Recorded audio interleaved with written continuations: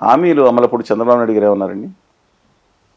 ఈ 13,000 ఇస్తేనే, లేకపోతే వాలంటీర్లకు 5,000 ఇస్తేనే, లేదంటే ఏదైనా కానీ ఏదైనా చెప్పని ఈ ఫ్రీలు ఇస్తూ ఉంటే శ్రీలంక అయిపోతుందని చెప్పి, వెంజువలా అయిపోతుందని అందరూ అన్నారు కదా. వాలంటీర్లకు జగన్మోహన్ రెడ్డి గారు రూపాయి పెంచారా?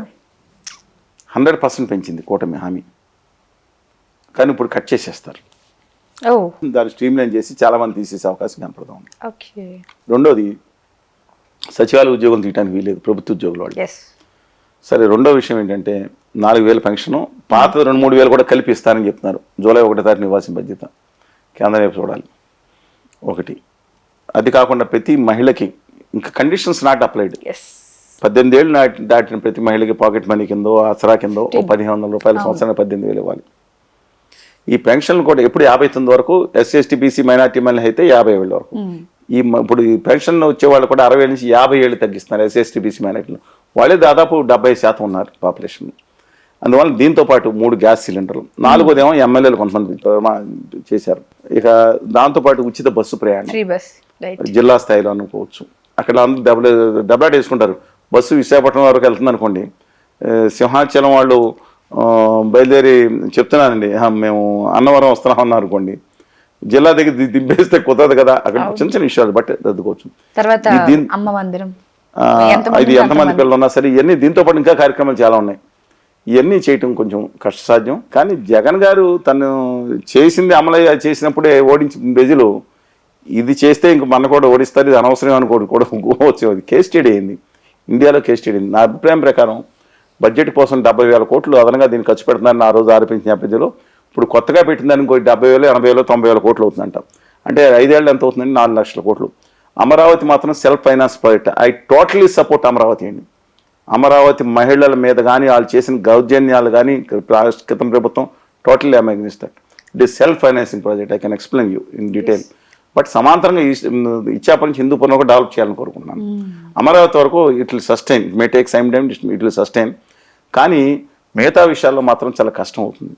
కేంద్ర ప్రభుత్వ సహకారం రావాలంటే ఖచ్చితంగా హోదా విభజన హామీలు తెచ్చుకుంటే కనుక అది సాధ్యమే. సాధ్యం అవన దుర్మార్గులు, దుష్టులు, నీచులు అనే పదం వాడుతున్నా. ఆంధ్రప్రదేశ్ విభజన హామీలు, ప్రత్యేక హోదా వద్దనే వాళ్ళు నీచుల కింద లెక్కవాళ్ళు. ఇవాళ కొత్తగా ఉత్తర భారతీయ జనతా పార్టీ బ్యాచ్ కథలు అల్లుతా ఉంది. ఈశాన్య రాష్ట్రాలకు ఇస్తున్నారు. మరి రాహుల్ గాంధీ గారు అధికారంలోకి వస్తే నేను మొట్టమొదటి సంతకం అన్నారు. అప్పుడు సాధ్యమైంది, ఎందుకు సాధ్యం అవ్వదు? సాధ్యమైంది, వదిలేసేయండి అని ఒక చెత్త బ్యాచ్ సలహా ఇస్తాం. విభజన హామీలు అవసరం లేదా? రాయలసీమ ఉత్తరాంధ్ర నిధులు అవసరం లేదా? ఎంత దుర్మార్గులండి వీళ్ళు! విషం కక్కుతున్నారు ఆంధ్రప్రదేశ్ మీద. ఇవాళ లోకేష్ గారు ఏం మాట్లాడారు? విభజన హామీల కోసం నేను ప్రయత్నిస్తాను అన్న సంతోషం, ఒక పాజిటివ్ ఆస్పెక్ట్. జనసేన నేత సత్య గారు కూడా నాతో మనం విభజన హామీలు, ప్రత్యేక హోదా మీద ఒక అఖిలపక్ష కమిటీ ఏమని ప్రభుత్వాన్ని చేద్దాం, అందరం కలిసి వెళ్ళాలండి అని చెప్పారు. పాజిటివ్ అప్రోచ్ ఇది. అందువల్ల పోలవరం ఇంతకుముందు చెప్పాను కదండి, అందువల్ల పోలవరం నిర్మాణం, అందులో కొంతమంది ధూర్తులు బయలుదేరి, ఏదే చెప్పాను కదా, ధూర్తులు బయలుదేరి కేంద్ర ప్రభుత్వం నిధుల ఉత్తర భారతీయ జనతా పార్టీకి కార్యకర్తలు అనుకుంటా, వాళ్ళు తెలియదు వాళ్ళు ఎవరో, వాళ్ళు మాట్లాడతా పోలవరంకి రిహాబిలేషన్ రీసెటిల్మెంటే ముఖ్యమండి. రాతి మట్టి కట్టడం పెద్ద ఖర్చు అవుతుంది. ఒక 5,000 కోట్లు పెడితే రాతి మట్టి అయిపోయింది ప్రాజెక్ట్ అంటే. అది అంతా మోసం చేయడానికి కుట్ర. దయచేసి అండర్లైన్ చేసుకోండి దీన్ని. కొంతమంది బయలుదేరి ఉత్తర భారతీయ జనతా పార్టీకి సంబంధించిన బయలుదేరి వచ్చి రాతి కట్టకు నిధులు ఇచ్చాం, 5,000, 7,000 కోట్లు అయిపోయింది అంటారు. కాదు, 150 అడుగులు నిధులో నీళ్లు నిలబెట్టాలంటే, దాని నుంచి ఫుల్ లెవెల్స్లో లెఫ్ట్ అండ్ రైట్ కెనాల్స్కి వెళ్ళాలంటే, 960 మెగావాట్ల పవర్ తిరగాలంటే రిహాబిలేషన్ రీసెటిల్మెంట్ వాళ్ళకి ఇవ్వాలి. వాళ్ళకి ముంచేసి ఇవ్వటం కాదండి వాళ్ళ. అందువల్ల అది చేయటం ముఖ్యం అన్నిటికన్నా. అది కేంద్ర ప్రభుత్వం 100% చేయాలి. ఆ ఉత్తర భారతీయ జనతా పార్టీ అంటారు పొల్లోడు కొట్టి ప్రజల దగ్గర వసూలు చేయండి, ఆంధ్ర వాళ్ళ దగ్గర వసూలు చేయండి అనే దుర్మార్గమైన కుట్ర తెగబడుతున్నా ఆంధ్రాకి ద్రోహులు వాళ్ళగా భావిస్తున్నాను నేను, దయచేసి. అందువల్ల అలాంటి హామీలు కేంద్ర ప్రభుత్వం సహకారం అవసరం. నేను గొడవ పెట్టుకోవాలని కోరుకోవట్లేదు. మంచి జరుగుతుంది కాబట్టి వచ్చే నెల, 15 రోజులు, 2 నెలలు, 3 నెలలు ఆయన మీద వెయిట్ చేస్తాం. మేము సూచిస్తున్నాం, విన్నవిస్తాం చంద్రబాబు గారికి. దయచేసి హంబుల్గా ఇది సాధించండి. ఉద్యమాలు ఇప్పుడు మేము చేయము, తర్వాత చేస్తాం. ఏమైనా సాధించలేకపోతే తర్వాత మాట్లాడతాం. పూర్తిగా వాళ్ళ రాష్ట్ర ప్రభుత్వానికి సహకారం అందించాల్సిన అవసరం ఉంది అందరూ కూడా. ఈ సమయంలో డెఫినెట్గా ప్రతిపక్షం కూడా, నేను జగన్మోహన్ రెడ్డి గారు కూడా విజ్ఞప్తి చేస్తున్నాను, మీరు మీ ప్రతిపక్షం కూడా వాళ్ళ అఖిలపక్షం ఇస్తే సహకరించండి. ఆ రోజు మీరు సహకరించి వాళ్ళ ముందు ప్రాధాన్యంలో తీసుకెళ్తాం.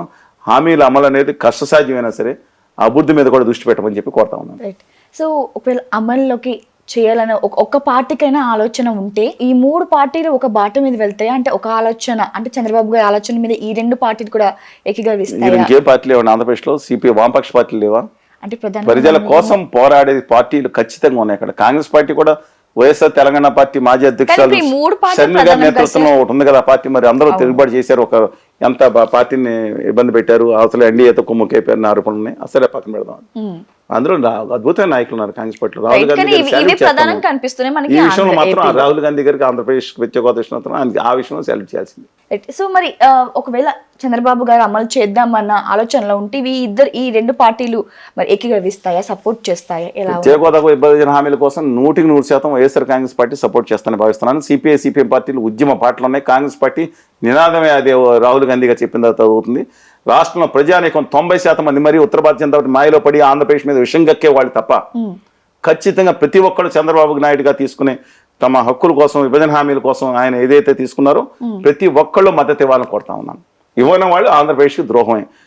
వాళ్ళు దొంగ కబుర్లు చెప్పేవాళ్ళు, ఇది అక్కర్లేదని అటు ఇటు ఆడేవాళ్ళు మాత్రం ఆంధ్రప్రదేశ్కి అన్యాయం చేసేవాళ్ళు కానీ భావిస్తాను. Letters support the chief minister Chandrababu Naidu గారి ఇష్యూ కాదు, ఆంధ్రప్రదేశ్ ముఖ్యమంత్రిగా ఉన్నారు కాబట్టి letters support him in this cause. నేను మిగతా ఇన్ దిస్ కాజ్ సపోర్ట్ చేద్దాం. రాష్ట్రం బయటపడే అవకాశం ఉంది. రాష్ట్రం చచ్చిపోలేదు, జనాలను చచ్చిపోలేదు, ఏమో నాశనం అయిపోయింది. 50 ఏళ్ళు అంటున్నది. 50 ఏళ్ళు అని ఆయన చేసిన దుర్మార్గ పాలన కొంత ఉంది, కొన్ని మంది పని చేసి ఉండొచ్చు. రాష్ట్రంలో అద్భుతమైన యువత ఉన్నారు.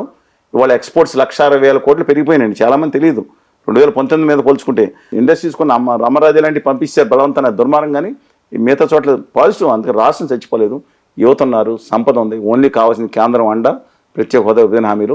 లేదంటే అక్కడక్కడ ఏదో ఫ్యాక్టరీలు వస్తూ ఉంటాయి, ఏదో బ్రాహ్మణ అని టీవీలో వేసేస్తారు, వచ్చేసినాయి అని, లులుమాల వచ్చేసింది, 1,00,000 ఉద్యోగాలు పోయినాయి అని. ఆ లులుమాల లేదంటే హైదరాబాద్లో అందరూ మంజరి మాలని మూసేసిన మాల ఒకటి ఉంది. ఆ మాల్లో తీసుకెళ్ళి 4 ఫ్లోర్లు పెట్టారు. చూడండి, 1,00,000 ఉద్యోగాలు పోస్టలైజ్ చేసుకుంటున్నారు. లులుమాల 1,00,000 ఉద్యోగాలు వచ్చేస్తుంది. దాని గురించి కాదు, అక్కడ పెద్ద పెద్ద కంపెనీలు, ఇన్ఫోసిస్ లేదంటే హెచ్సిఎల్ అప్పుడు ప్రయత్నం చేశారు. అలాంటివి కనుక వస్తే సాఫ్ట్వేర్ అద్భుతంగా డెవలప్ అవుతుంది.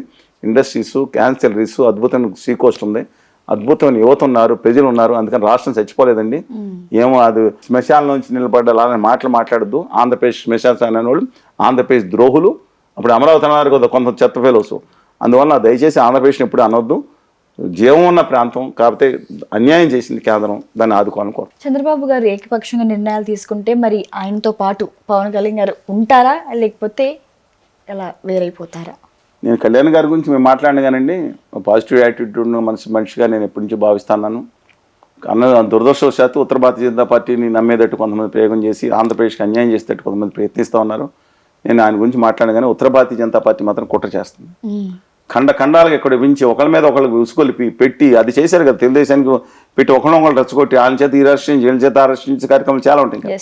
చేయించే కార్యక్రమంలో ఇక్కడ ముక్కలు చేసి వాడుకుని ఈ రాష్ట్రాన్ని ప్రయోగశాలగా చేసి నాశనం చేసే పద్ధతి ఉత్తర భారతీయ జనతా పార్టీలోని పాపం భారతీయ జనతా పార్టీ అంట్లో ఉత్తర భారతీయ వెస్ట్ ఇండియా ఆదాని గారి కంపెనీ మాత్రం ఉంటుందని భావిస్తున్నాను.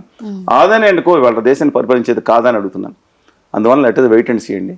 బట్ వాళ్ళు మాత్రం కుట్రల్లో దయచేసి రాష్ట్రం పడిపోకూడదని కోరుకుంటున్నాను. ఉచితంగా 1500 ఒక మహిళలకు.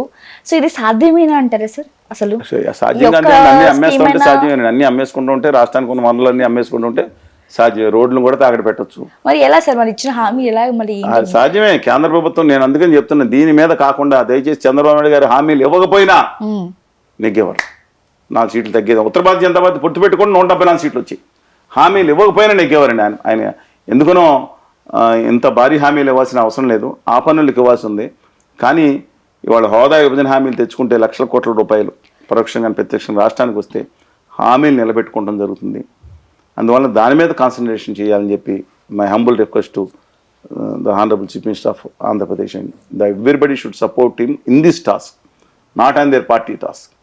ఒక రాష్ట్రం కోసం తమిళనాడు తరహాలు అందరూ ఏకమవుతారు, ఏకమని చెప్పి కోరుతాం.